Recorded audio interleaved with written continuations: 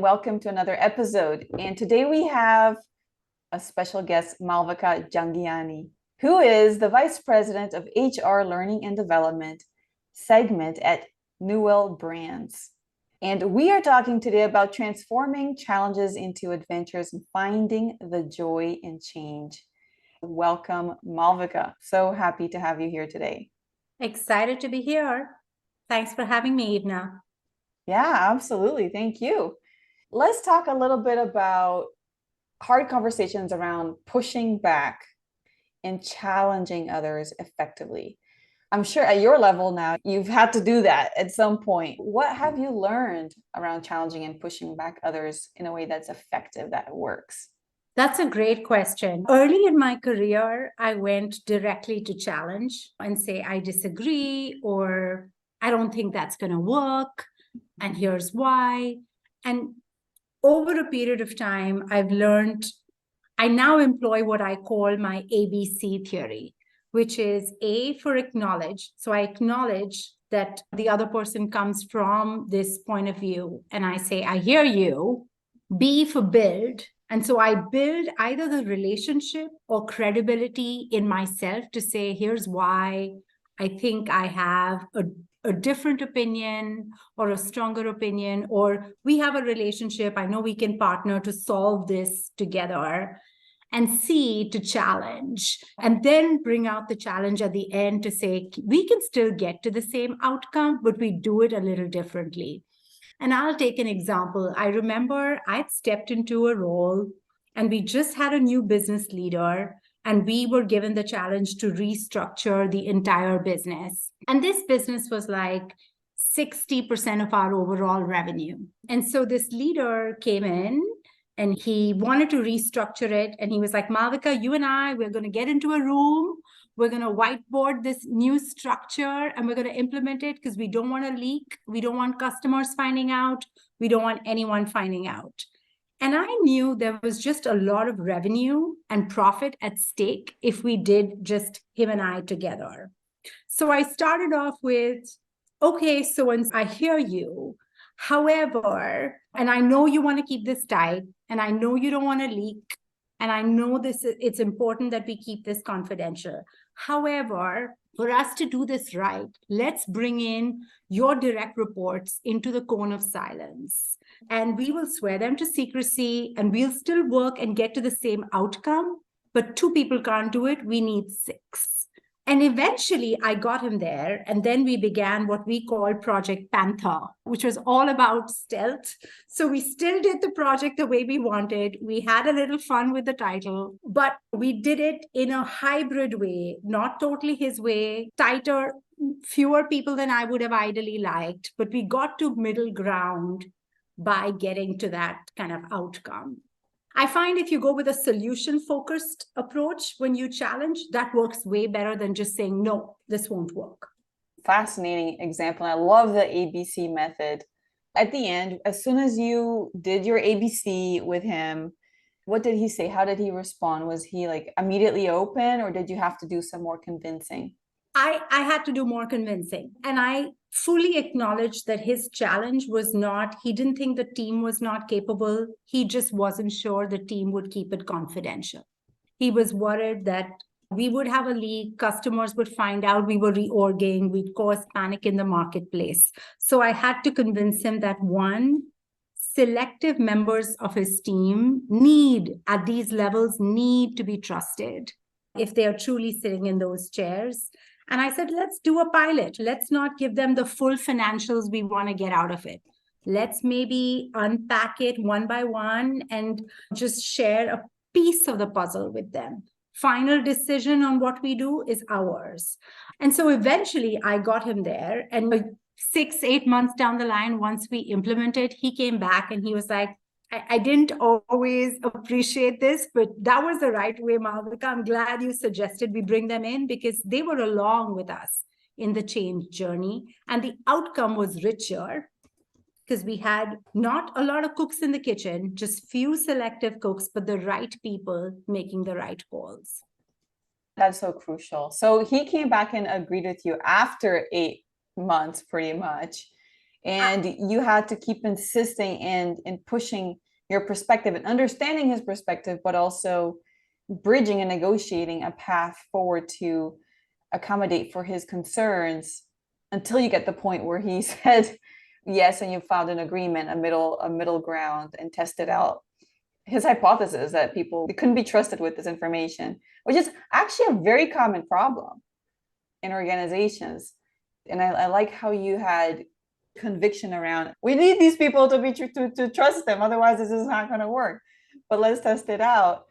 And you held that belief and you worked through it for a long time to get his buy-in, but you started off with the ABC.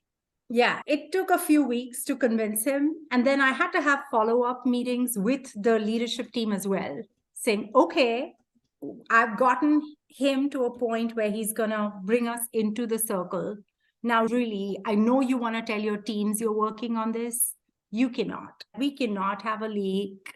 And that's why we titled the project Panther, because it was all about stealth. It was a joke saying, okay, guys, now can you be fast, nimble, targeted, but also can you be stealthy?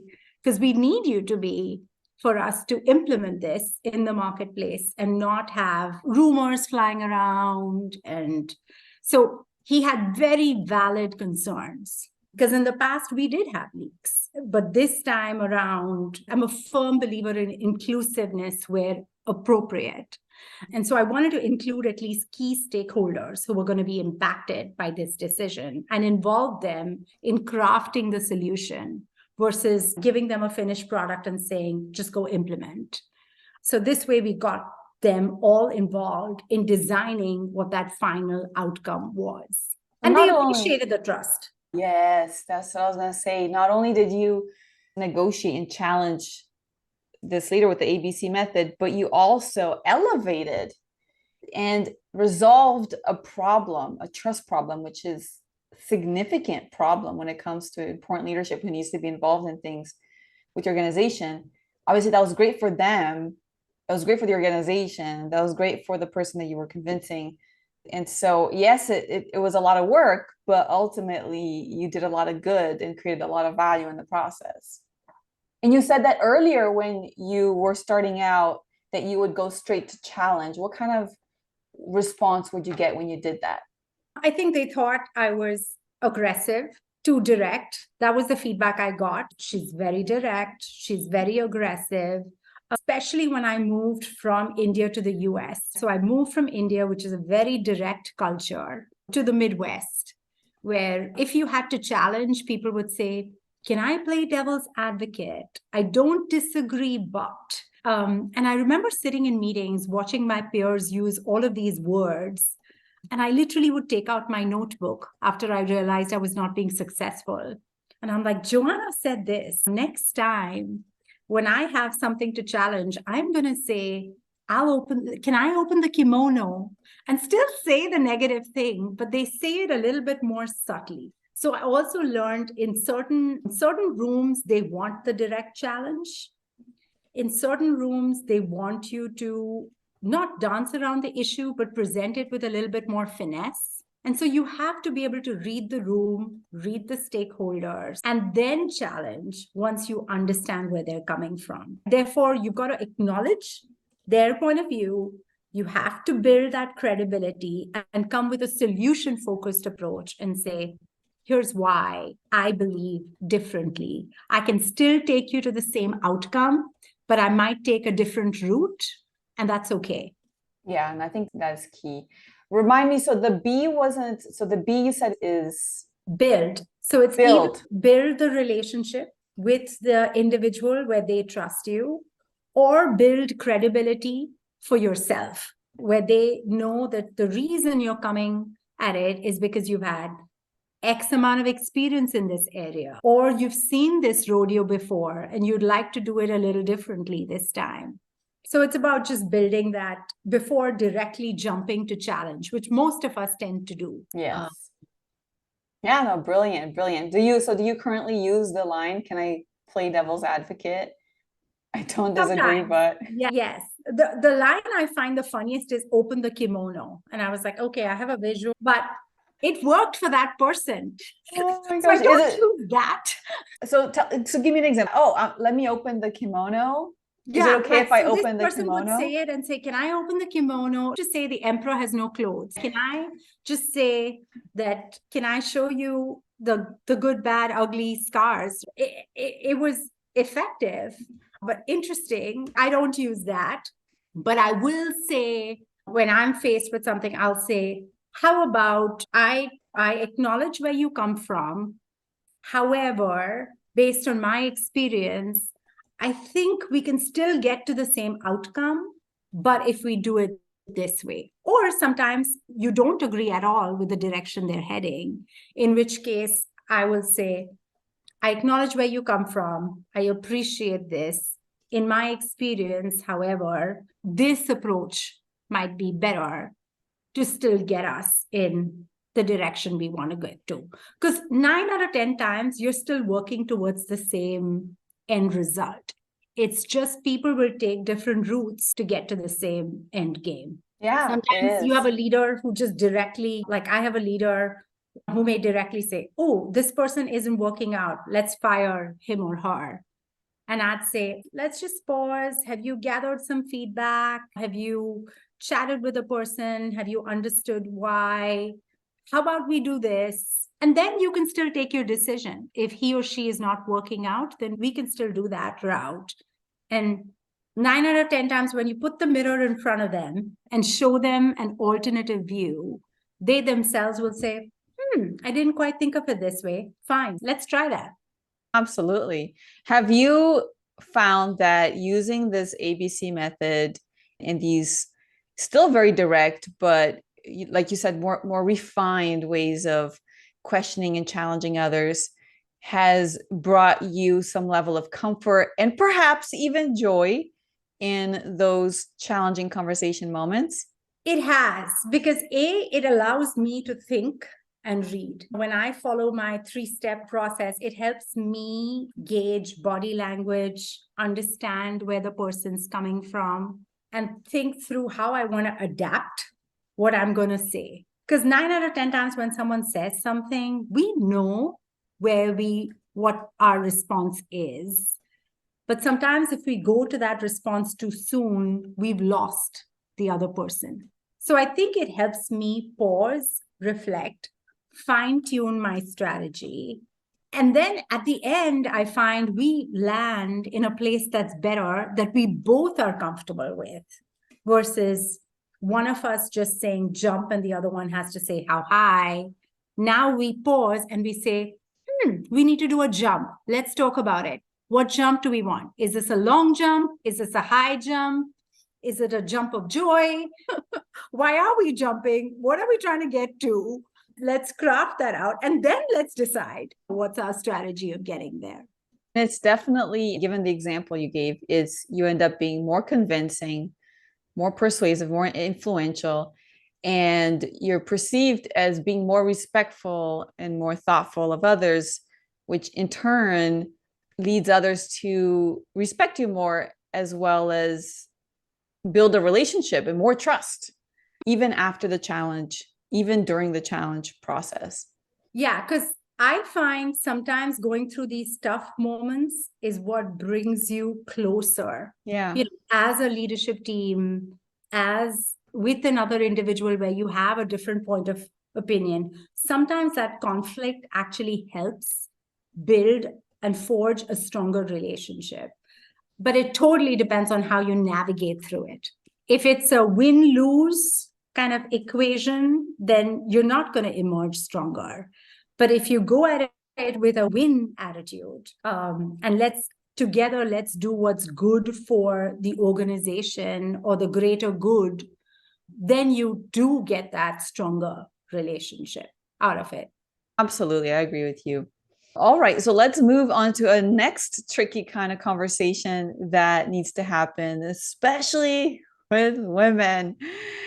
And that is around your own personal space and making sure that people respecting your personal space and not stepping too close into your personal arena. So has that ever happened to you? And how did you draw the line in a way that didn't make you be perceived as difficult, aggressive, troublemaker, all those things that typically a lot of women get labeled as. Yeah. I was reading this really interesting article that said ambitious, aggressive, assertive, 3 words which for men are perceived as positive traits, but for women, they're perceived as negative traits. So most women learn how to navigate through how we can still be assertive, but not perceived as negative. But early in my career, I had the opportunity of doing consulting, and one of my assignments was in Oman, in the Middle East. And they'd really not seen too many kind of consultants. I was doing an HR project working with people from teams that would audit people. And my client was an interesting person, to say the least. So he would pass these random statements like, I hear women are really beautiful in India. Or like, I remember there was one point where I picked up a glass of water to just drink because it was hot. And he goes, women are like water, beautiful and bountiful. And I paused and I'm like, I'm not sure where he's going with it, but there are boundaries. Now I can look back. This is 20 years back. So it's fine now. Navigating it is I think easier. But when you're 24 years old, you're young, you're in a foreign country, and you have your client with whom you need to work and build the relationship, and not just work and build the relationship.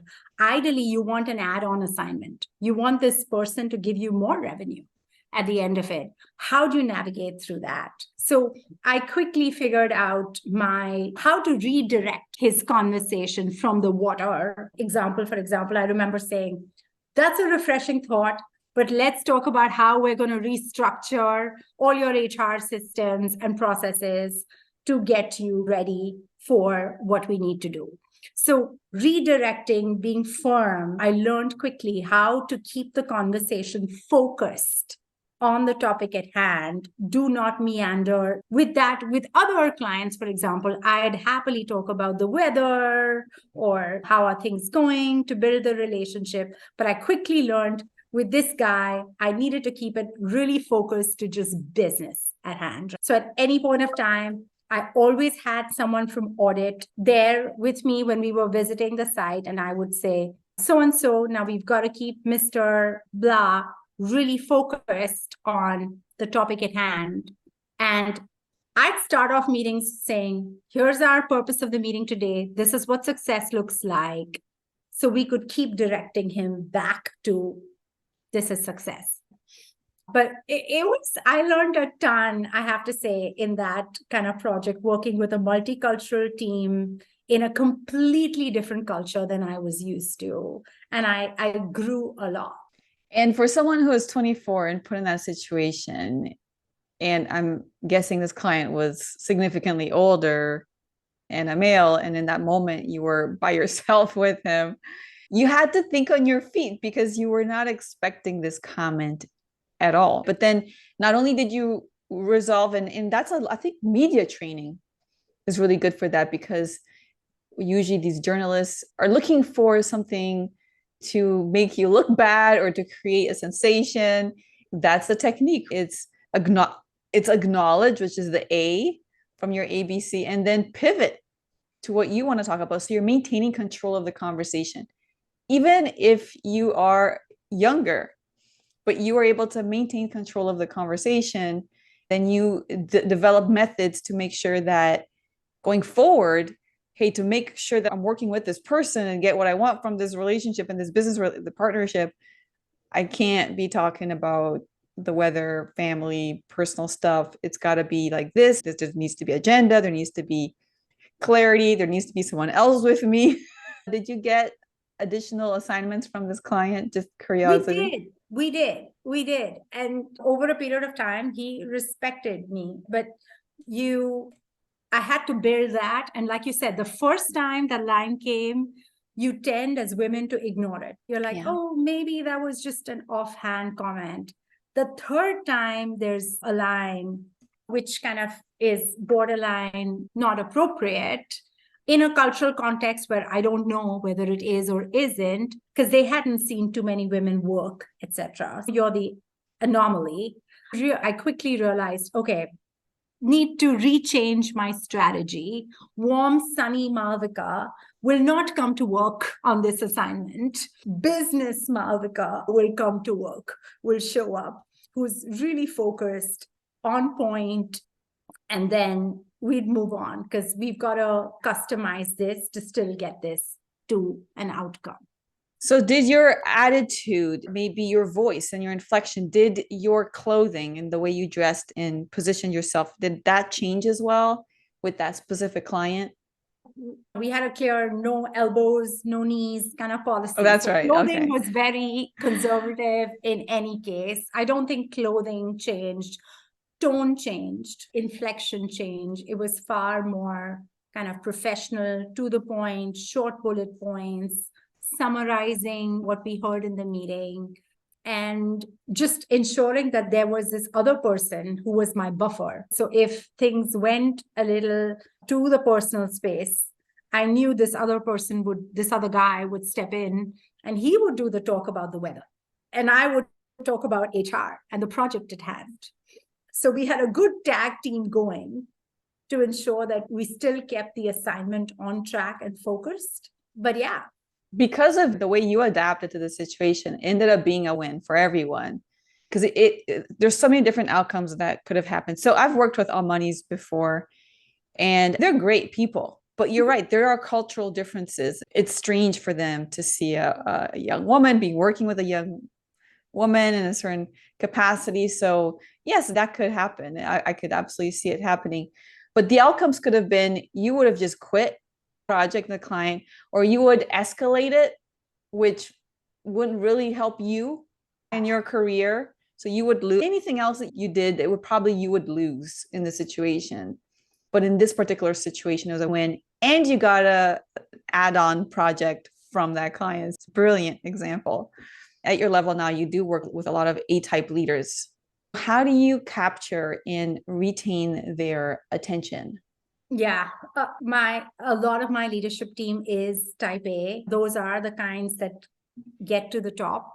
And I am too. So I find a couple of things work for me. We did this kind of little tool to get to know each other, and we discovered a lot of us are in this quadrant that's called be brief, be bright, be gone. Literally, that's what the quadrant's called. It's red in color. It's called be brief, be bright, be gone. And so I find keeping meetings short and focused helps.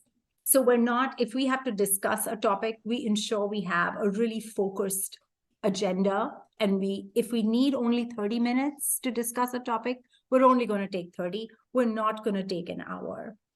The second thing is actually clarifying what success looks like. Right up front, we're here today, and here's what we're trying to get done.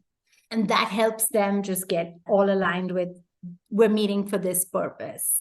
And the third, my kind of secret superpower, is using humor and fun to get them engaged.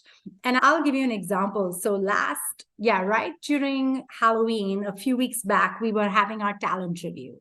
So typically we take a day and we talk about all our leadership talents, strengths, areas of development, how we're growing them. It's part of our usual process. But at some point, I know this full day meeting, people begin to wane and lose interest and zone out when another person's talking about their talent. And so this time around, I said, guys, we're going to have a little game. So I want you to, we're not just going to learn about our talent in the organization. We're going to learn about each other. So send me 3 fun facts about yourself. And then I set it up like a game. So whenever the meeting attention faded, we had a detective game where they were detectives. They got clues on these people who were witnesses or people who could have potentially committed the crime, and they had to guess. And it was basically themselves. And people came up with the funnest kind of facts, right? From someone's grandmom was a perfumer on the Titanic, to someone claimed to have saved Stephen Hawking's life. But it was a fun way Now, will your typical HR person make you play fun games during a talent review? Probably not. Malvika does it, right? And gets away with it. And at the end, they were like, oh, this was a fun day. We didn't realize it took all the time it took. We sprinkled a little bit of fun to keep things going. We took away tension in the room when there were tense moments when leaders felt they had to be defensive about their teams. But we still got the job done. We still spent a whole day talking about our talent and planning for how to develop and grow them. So that's my kind of secret weapon, as I say. Use humor and fun because it'll get you through the toughest of times. It does. And fun also engages people at such a different level, especially if you have a long event or, like you said, a tense situation. Just bringing in that fun is so powerful. And in your case, gamifying it creates that level of engagement, competitiveness, and it brightens people's day at the same time. Bring some joy with work. Why not? And you're right, because I have such a competitive group. So gamifying it and saying, wow, there are prizes. There doesn't have to be a prize. But they were all riveted. Everyone was like, how many points did you get? Am I guessing this? The whole exercise took 30 minutes and we did it in 10 minutes, right, throughout the day.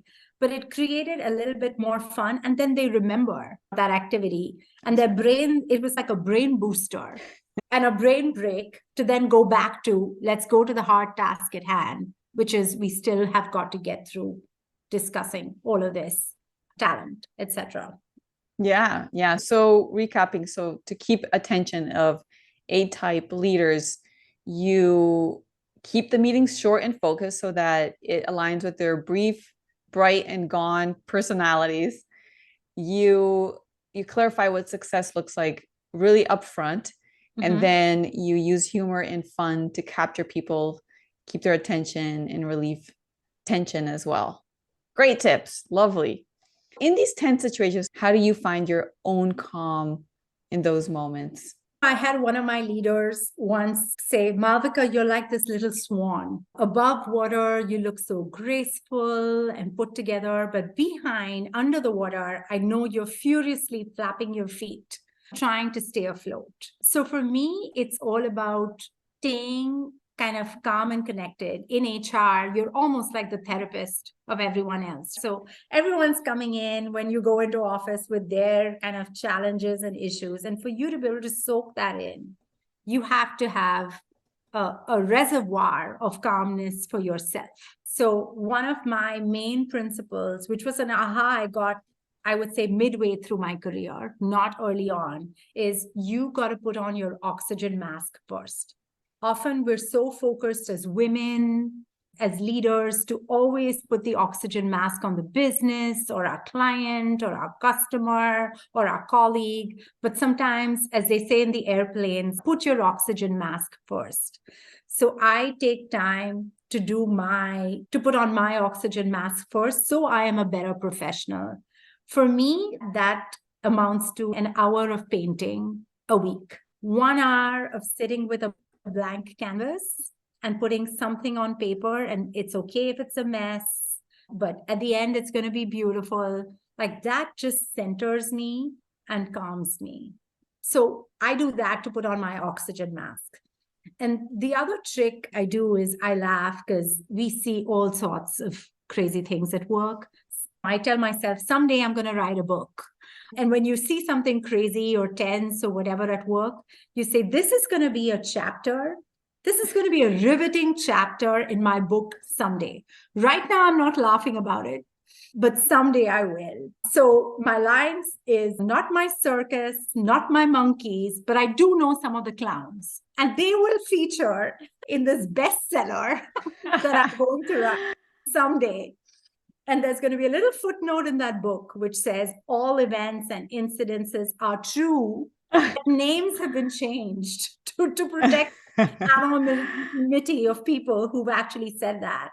But it's okay. So you've got to laugh. I can either, during tense situations, I can either cry or I can laugh. I choose to laugh.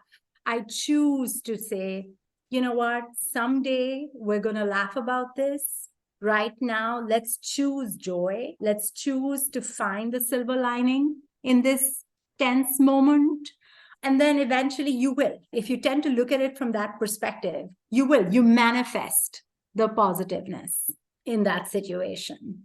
Yeah, you said so many interesting things. But first of all, let me ask this.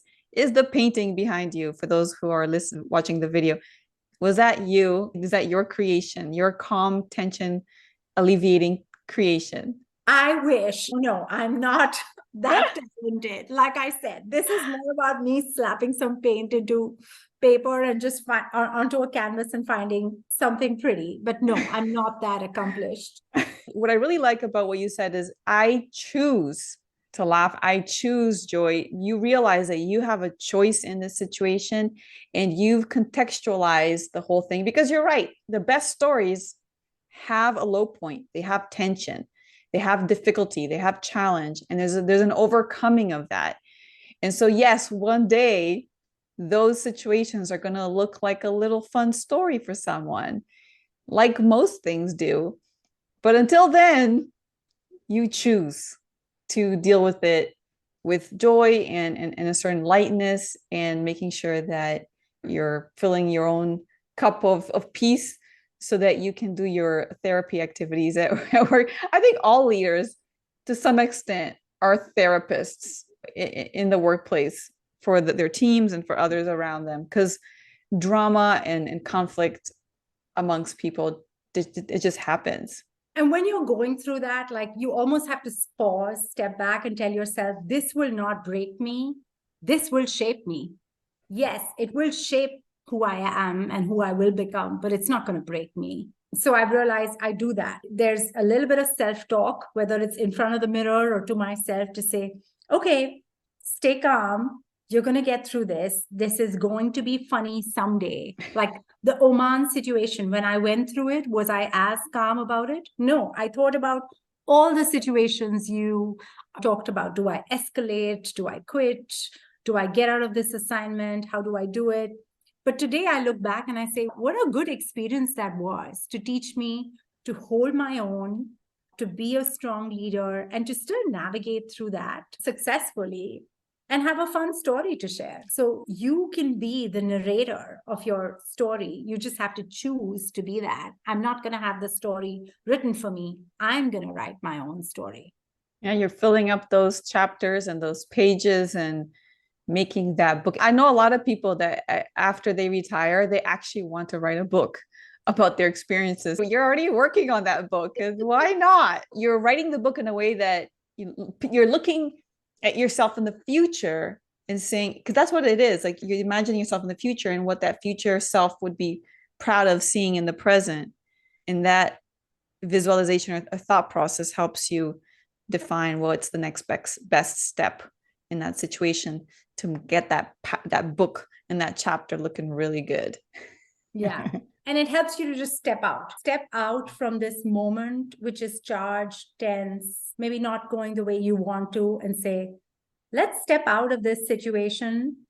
Let's step off the dance floor to the gallery and look at this situation and say, one fine day, this is going to be interesting. And let's forge ahead and see what is the headline of this kind of chapter going to be. Yeah. And be that swan, graceful swan. We're talking a lot about challenges today and how to deal with those challenges with joy and in an effective way as well. Part of your job is challenging the status quo as well and there's a lot of uncertainty in the marketplace. So that is something that you probably had to deal with. What have you seen? What works and what doesn't work? And what have you seen in terms of best practices and maybe things are not as effective? Good question. I'll take a shot at it and then you tell me if I addressed it. So I think what works is leading with facts when you're challenging versus leading with emotion. Often we tend to jump at, especially when things aren't going well, everyone tends to get emotional and locked in to their point of view.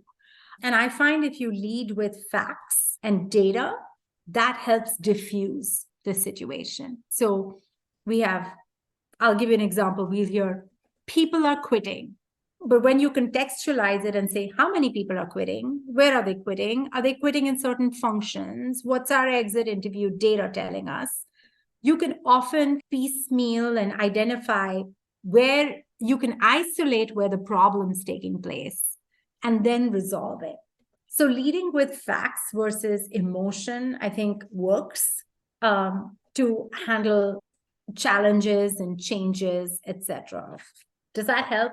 Yeah, and absolutely. People, the layoffs, people are quitting, or any of those are very tense and emotional conversations.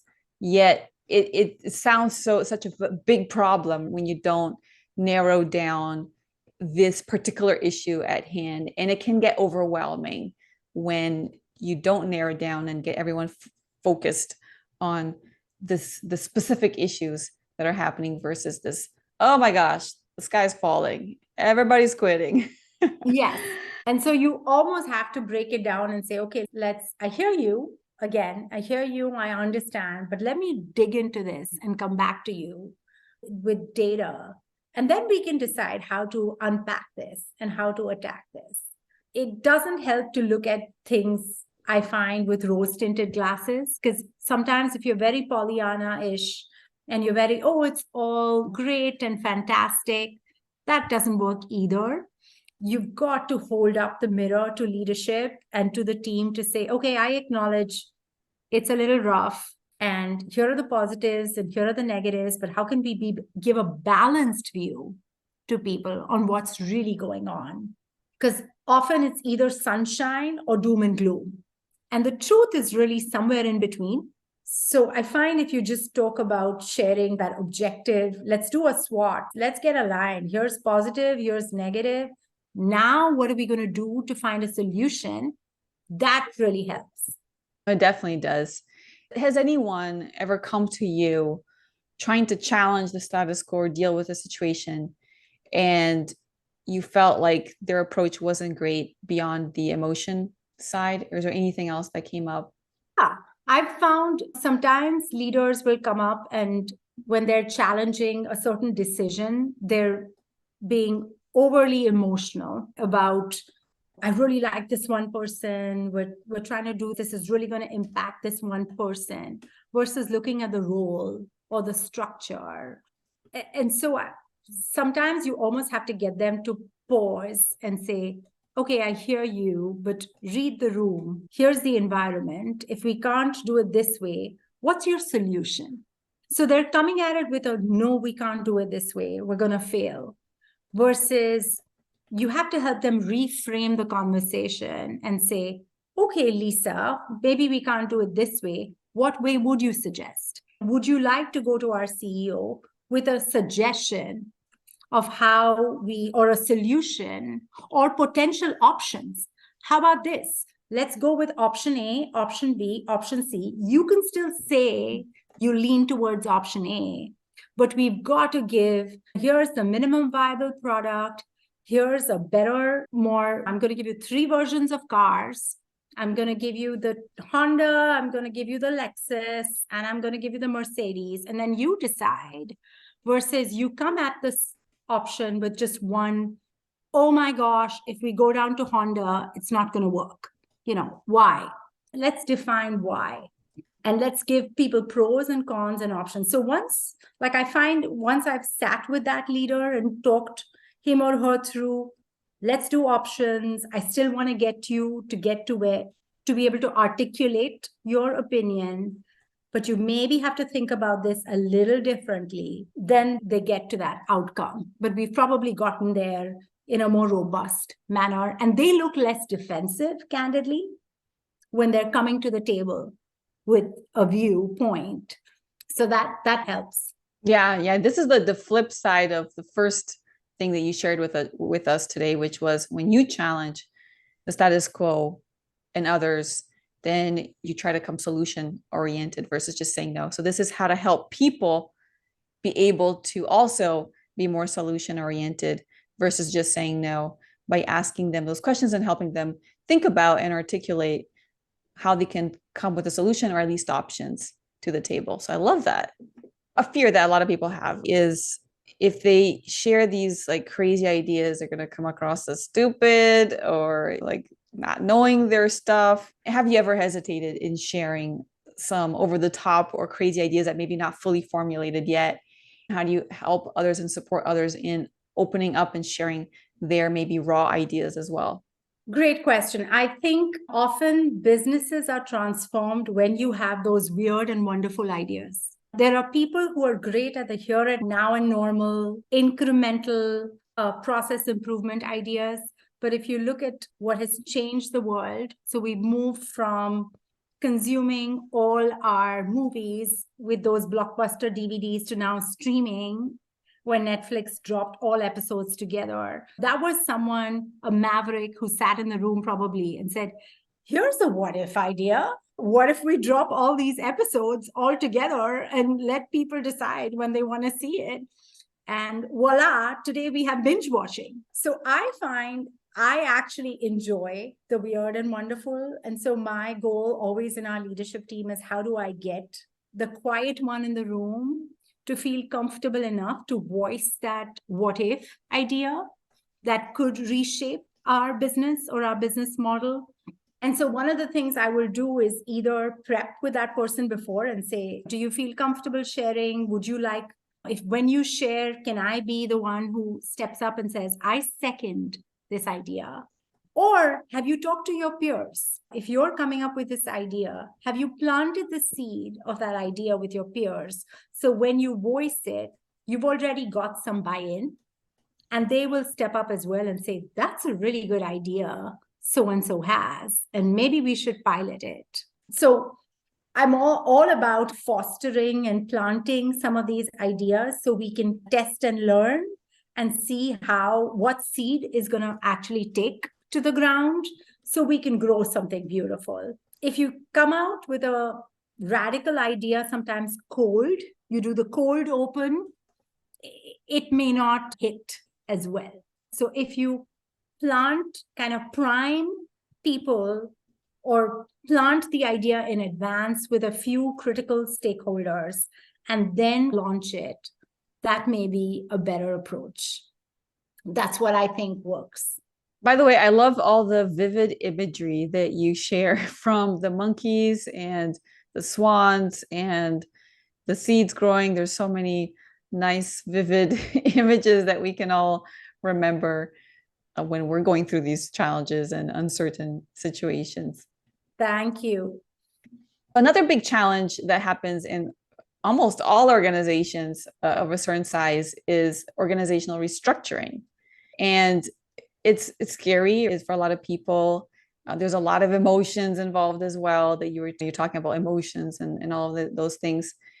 Sometimes there's people quitting. You're talking about people quitting. What are some of the challenges that come up when it comes to organizational restructuring? The biggest challenge is really getting people through that change journey. Often leadership understands the rationale for the change, has already worked out why we need to change, and is further along in the change curve than the people. And so employees feel the change is done to them versus feeling part of that journey. And so what I find is, if you articulate the why do we need to pivot? Why do we need to move from this current state to future state? And then bring people along in shaping that journey. They may not shape the entire change, but can they shape how the process is going to look just in their kind of area of work? If you bring them along the journey, there is much more likelihood of that change being successful. So it's bring people along the journey versus having them feel a victim and having this change being done to them. Do you have some examples of what bringing people along would look like? So I'll give you an example. We pivoted. One of the organizations I supported, we moved from 4 different brands to changing our entire structure, whereby we divided into 9 kind of regions. And so now one person, one leader was in charge of all brands in that particular journey. And what we did was, once we got to that decision, we articulated why we needed to move to this new model. But then we also put them through like a development center. And we said, here's a day in the life of your new role as a leader. How would you handle these multiple priorities coming from different brands? How would you tackle it? How would you have a balanced viewpoint? And so we almost simulated what decisions they would have to make in that journey. And so when we pivoted to the new organization, that leader, those 9 leaders who took over those kind of 9 regions were better equipped to handle that and to take balanced opinions. And the other thing we did was we did a lot of communication. I'm a big proponent of communicate, because somewhere in that communication, something's going to click at some point in time. So while navigating through change, I find all the town halls, the skip level meetings, the one-on-ones really help in helping employees understand the why. And last but certainly not the least, it's often we do these massive changes, but we don't pause to have just a one-on-one conversation with the employee to say, Edna, we've done this big change. How are you feeling? What are you thinking about it? Where's your head at? Because we don't know what other changes are going on in your personal life. We don't know what else you're grappling with. And so sometimes just pausing and having that quick check-in at frequent intervals to check, how are you doing through the change? Can I help you? Do you need more role clarity? Do you need more resources? Are you bought in? If you're not bought in, how can I help you get bought in? Just having that connection so you get to voice where you're coming from helps bring you along in that journey. Yeah, and those are 3 fantastic tips on how to get the team and the employees on board after decisions have been made. I think that's fantastic. I worked at an airline, and one of the things that we had in the campus, the headquarters, was an actual like airplane simulator, full-size plane, looked like a plane inside and outside. And we were from the main planning revenue management team, but we got to tour it once just to see how it worked.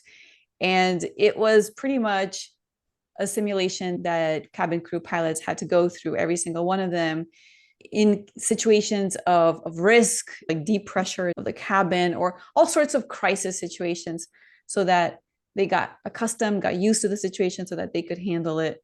And I think that's another great way of getting people prepared for change before the change happens, which is exactly what you were describing, with getting them to figure out the decisions that they would have to make in this new leadership role and situation. The last tip that you gave was to check in and see what else they needed and get them to speak and express what they needed in order to transition well to these new structures.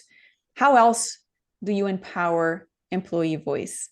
The number one tip I would have is listen, because often employees they're sharing their aspects in their life and we're not even listening, or we're listening, but we're not hearing. If I look back, one of my kind of pivotal moments in creating employee loyalty was, it's a funny story, but I remember I was like an expat wife and I had transitioned from India to the US, and we'd been given a certain allowance to get through kind of our utilities.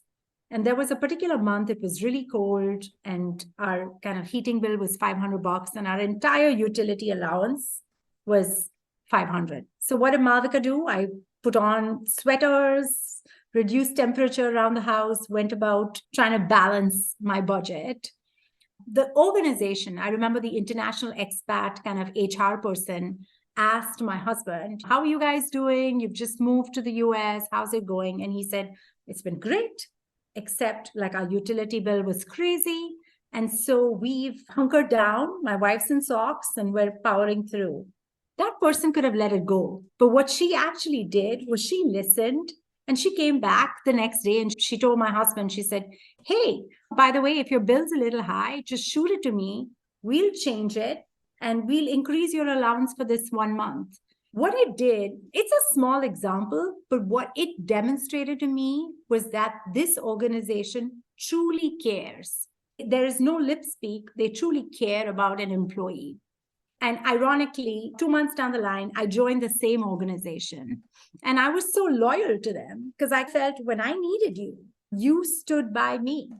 So often we hear of employees are tired of responding to engagement surveys, there's survey fatigue. There isn't survey fatigue. There is lack of action fatigue. People are saying and providing you their viewpoints, but they don't fully understand how this is translating into action. So the number one tip I would say is pause and really listen, and then identify what are the 1 or 2 things you can do to change the employee experience or this person's perception, and then just implement those 1 or 2 things so that they know they're heard and you truly care. And I would probably add to that, let them know. Talk about the change, because sometimes changes are implemented to help out employees and they're not even aware that it was done, and it was done to solve a problem that they brought up. But you're right, several studies show that employees don't speak up is because they think there's always a risk to speaking up, right? And expressing concerns and issues, but they feel like it's not worth it because nobody does anything about it. I'm going to speak up, and the leaders don't do anything. Inaction, right? Fear of inaction, which is exactly what you were talking about. Nobody listens to me and nothing happens. So why would I put myself at risk by speaking up? So I completely agree with you on that one. Any last thoughts around transforming challenges into adventures and finding the joy in change for our listeners today? I would just say, place a big bet, take a leap of faith, and enjoy the journey. Because change, the only thing constant is change.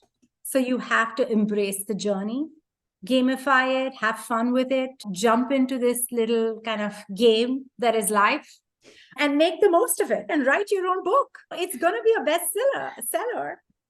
Absolutely. And also reminding our listeners here, the ABC and being solution oriented, fact oriented versus emotional or just saying no and walking out, like really thinking about how you say things and being very purpose driven. Even like you said with the Amani person, the way you handle a situation, it's not that you have to not speak. You can absolutely speak up and not be seen as a difficult troublemaker or cause negative consequences for yourself, as long as you do so in a very thoughtful way. You're thinking about the other person, just like Malvika was sharing. You're thinking about the situation. You didn't try to make the money look bad. You're just protecting yourself and dealing with the situation and moving forward and controlling the situation. When you weren't wronging them, you were collaboratively working towards a middle solution that worked for everyone. And in every situation that you're describing, it's all about thinking about the other person, bringing the fun to the situation, and being a beautiful swan in the process. So I really appreciate all these tips and stories, Malvika. Thank you so much for having me. This has been so much fun.